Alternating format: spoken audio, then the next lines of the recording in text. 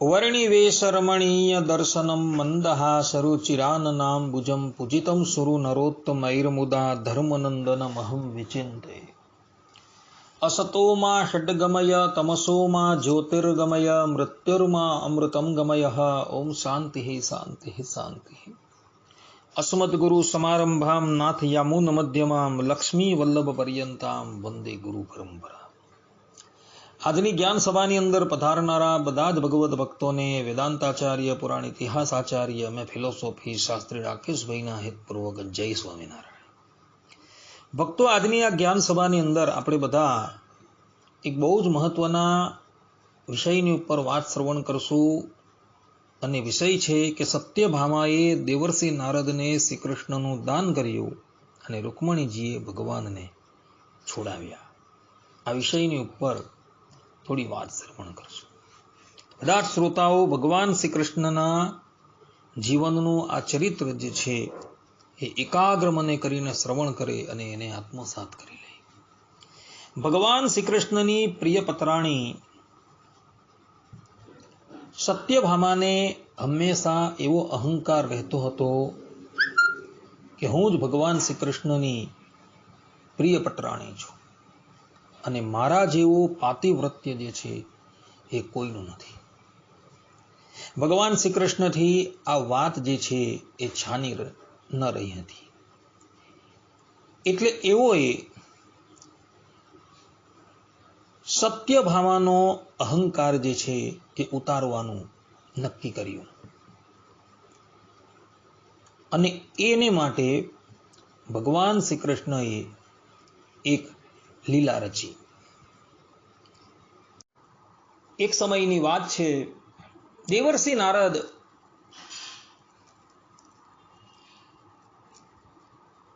દ્વારકાપુરી પધારે છે અને આ વખતે એ સીધા જ સત્યભામાના મહેલમાં આવે છે। સત્યભામાએ જોયું કે દેવર્ષિજી પધાર્યા છે, એમણે એમનો ખૂબ આતિથ્ય સત્કાર કર્યો। પછી એકાંતની અંદર બેસેલા દેવર્ષિજી સત્યભામાને કહે છે કે દેવી, તમે આ જન્મની અંદર જો કોઈક વસ્તુનું દાન કરો તો તમને એ દાન જે છે એ બીજા જન્મની અંદર પણ પ્રાપ્ત થાય। આ જે કથા હું તમને કહી રહ્યો છું એ કથા દેવી ભાગવતની અંદર પણ આવે છે અને ઇતર પુરાણોની અંદર પણ આવે છે। તમે આ જન્મની અંદર જો શ્રી કૃષ્ણ ભગવાનનું દાન કરો તો એ શ્રી કૃષ્ણ ભગવાન તમને બીજા જન્મની અંદર પણ પતિ ભાવે પ્રાપ્ત થશે। દેવર્ષિજીની વાત સાંભળી સત્યભામા મનોમન વિચાર કરવા લાગ્યા કે હું આ જન્મની અંદર જો શ્રી કૃષ્ણનું દાન કરી દઉં તો એ જ શ્રી કૃષ્ણ મને બીજા જન્મની અંદર પણ પ્રાપ્ત થશે। એવા જ સમયની અંદર ભગવાન શ્રી કૃષ્ણ પધારે છે। સત્યભામા ભગવાન શ્રી કૃષ્ણને વાત કરે છે કે સ્વામી, આ જન્મની અંદર હું તમારું દાન જો કરું તો બીજા જન્મની અંદર પણ તમે જ મારા પતિ થશો, એટલે આજે હું તમારું દાન કરવા તૈયાર થઈ છું। આ બધી જ લીલા કરનારા ભગવાન શ્રી કૃષ્ણ છે, કારણ કે એમણે સત્યભામાના અહંકારને ત્યાગ કરાવવો છે। ભગવાન બહુ કૃપાળુ છે। અભિમાની પુરુષ અરુચઃ, ભગવાનને અભિમાની પુરુષ પ્રિય નથી। સર્વમંગળ સ્તોત્રમની અંદર સદગુરુ સતાનંદ સ્વામી આ વાત જે છે એ ભગવાન સ્વામિનારાયણના સંબંધમાં લખે છે। ભક્તની અંદર જો અહંકાર હોય તો એ અહંકાર ભગવાન કોઈ બી હિસાબે ત્યાગ કરાવે છે। સત્યભામાની અંદર અહંકાર છે, એ હંમેશા રૂકમણી દેવી સાથે સ્પર્ધા કરતા હતા। રૂકમણી દેવીમાં અહંકારનો લેશ પણ નથી।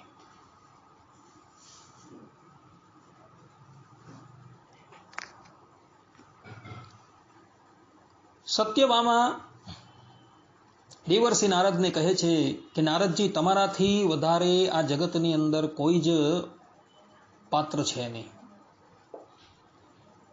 માટે તમે સંકલ્પ કરો અત્યારે શુભ મુહૂર્ત ચાલે છે, હું આ શુભ મુહૂર્તની અંદર અમારા સ્વામી શ્રી કૃષ્ણનું તમને દાન કરું છું. દેવર્ષિ નારદની સાથે ભગવાન શ્રી કૃષ્ણએ બધી ગોઠવણ કરી દીધેલી હતી. એટલે દેવર્ષિ નારદજીએ સંકલ્પ કરાવ્યો અને સત્યભામાએ શુભ મુહૂર્તની અંદર ભગવાન શ્રી કૃષ્ણનું દાન કર્યું અને ભગવાન શ્રી કૃષ્ણનો હાથ જે છે એ દેવર્ષિને અર્પણ કર્યો.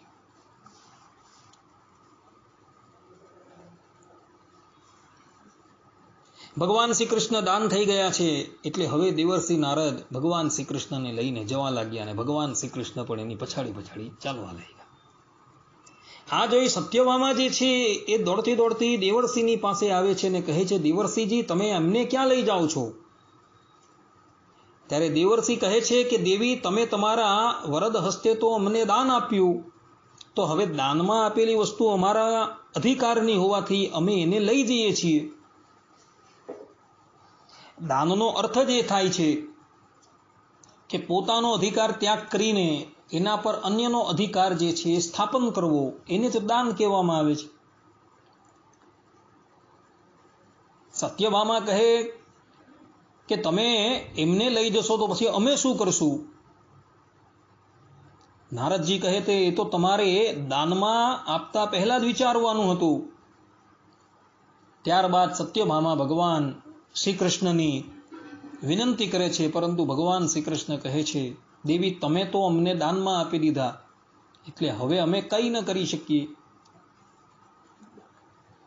સત્યભામાજી ખૂબ રુદન કરે છે, દેવર્ષિ નારદના ચરણમાં પડી જાય છે.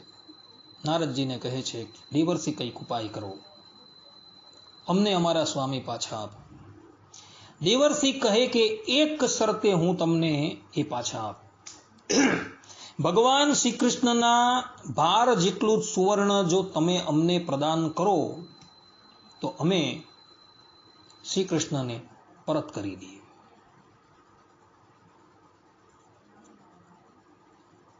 સત્યભામાજી કહે કે બહુ સારું, અમારા ઘરની અંદર સુવર્ણની કોઈ કમી નથી, કારણ કે અમારી પાસે સ્યમંતક મણિ છે, એને લઈને અમારી પાસે વિપુલ પ્રમાણની અંદર સુવર્ણ છે. તરત દાસ દાસીઓને કહ્યું કે ભાઈ એક તુલા તમે તૈયાર કરો.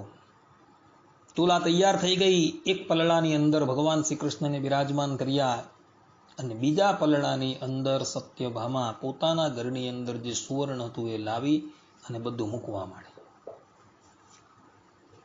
પોતાની પાસે જેટલું સુવર્ણ હતું એ બધું લાવીને મૂક્યું, પરંતુ ભગવાન જે ત્રાજવાની અંદર બિરાજમાન છે એ ત્રાજવું ઊંચું થાય જ નહીં,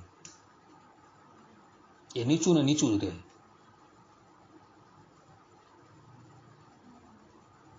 સત્યભામા પાસે ભગવાન શ્રી કૃષ્ણની પતરાણીઓ કરતા સૌથી વધારે ધન હતું, કારણ કે એની પાસે સ્યમંતક મણિ હતો ને જે નિત્ય 160 તોલા સુવર્ણ જે છે એ આપતો હતો. સત્યભામાએ પોતાનું બધું જ સુવર્ણ ત્રાજવામાં મૂકી દીધું, પરંતુ ભગવાનનું ત્રાજવું હજુ નીચું જ છે.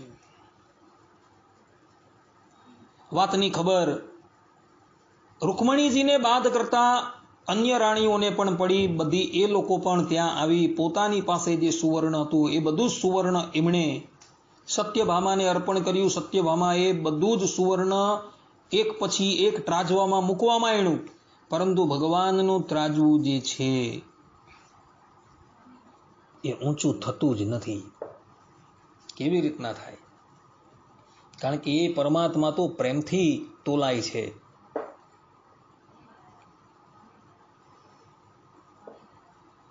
એ કઈ ધનથી તોલાતા નથી. દ્રષ્ટાંત ડાકોરના રણછોડરાય છે, એમનું છે જ, બધાને ખબર જ છે.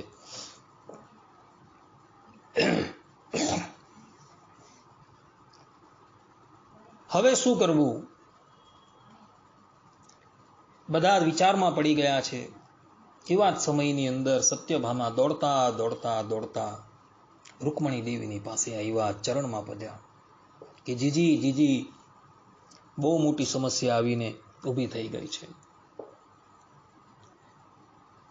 અમે ભગવાન શ્રી કૃષ્ણનું દાન કરી દીધું અને દેવર્ષિ નારદ જે છે એ દાનમાં શ્રી કૃષ્ણને ગ્રહણ કરી હવે દ્વારકામાંથી લઈ જાય છે. અમે જ્યારે એમને અતિશય વિનંતી કરી ત્યારે એમણે કહ્યું કે શ્રી કૃષ્ણના ભાર જેટલું સુવર્ણ અમને અર્પણ કરો. બધી જ પતરાણીઓએ પોતપોતાનું સુવર્ણ જે છે ત્રાજવામાં મૂક્યું, છતાં પણ એ ત્રાજવું જે છે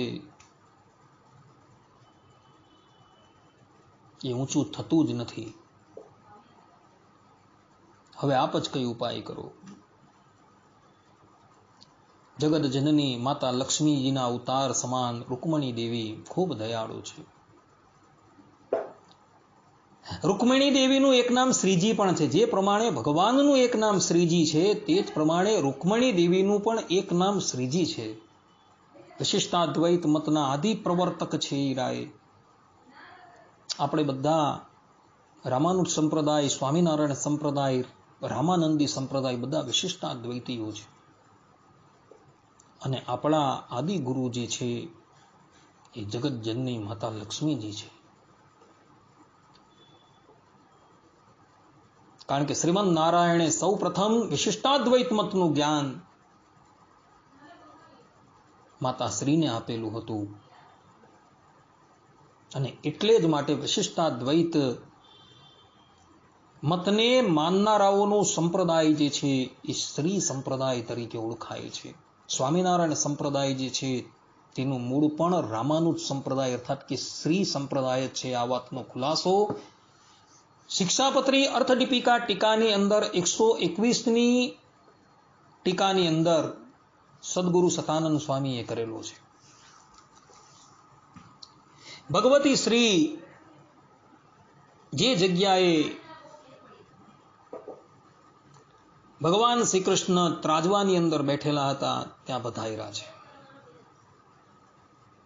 માતા રૂકમણી મનોમન બધી જ લીલા ભગવાનની સમજી ગયા છે. ભગવાન શ્રી કૃષ્ણ અને માતા રૂકમણી એ દેહથી ભિન્ન છે, પરંતુ આત્મા એક જ છે. એ લોકોનો એક પ્રાણ દો વપુ છે. સ્કંદ પુરાણની અંદર એ બાબતનો પણ ખુલાસો કરેલો છે. જે પ્રમાણે રાધા અને કૃષ્ણ અભિન્ન છે તે જ પ્રમાણે શ્રી કૃષ્ણ અને રૂકમણી પણ અભિન્ન છે. શ્રીજીને સમજતા વાર નથી લાગતી. એ તરત જ બધી જ પતરાણીઓને કહે છે કે આ ત્રાજવાની અંદર જેટલા પણ આભૂષણોને બધું મૂકેલું છે બધા લઈ લઉં. બધા આભૂષણો લઈ લેવામાં આવેલા છે. ત્રાજવું ખાલી કરી દેવામાં આવ્યું છે. ત્યારબાદ રૂકમણી દેવી એક તુલસી પત્ર લાવે છે અને તુલસી પત્રની પર કેવલ એક કૃષ્ણ નામ લખે છે. અને પછી રૂકમણી દેવી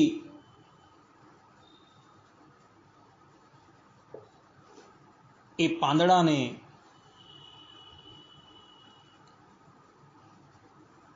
ત્રાજવામાં મૂકવા જાય છે અને ત્યાં સંકલ્પ કરે છે કે હું મન, વાણી અને કાયથી મારા સ્વામીની દાસી હું. તો આ એક તુલસીના પત્રે મારા સ્વામી જે છે એ તુલાઈ જાય. જ્યાં સંકલ્પ કરીને રૂકમણી દેવી પલળાની અંદર તુલસીનું પત્ર મૂકે છે ને ત્યાં જ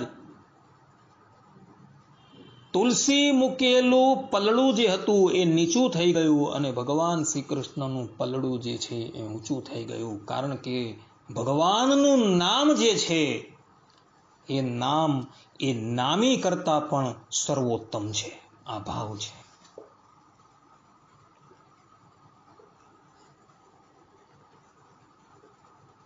ભગવાન શ્રી કૃષ્ણનું નામ જે છે એ એમના કરતા પણ શ્રેષ્ઠ છે. નામી એ તો કંઈકને તાર્યા છે, પરંતુ નામ એ નામ કેટલાને તારી ગયું છે, કેટલાને તારે છે અને હજુ કેટલાને તારશે.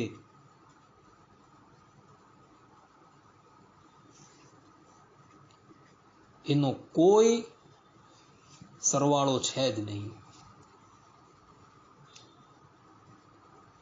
રૂકમિણી દેવીનું પાતિવ્રત્ય જે છે એનાથી ભગવાન અત્યંત પ્રસન્ન થઈ ગયા છે.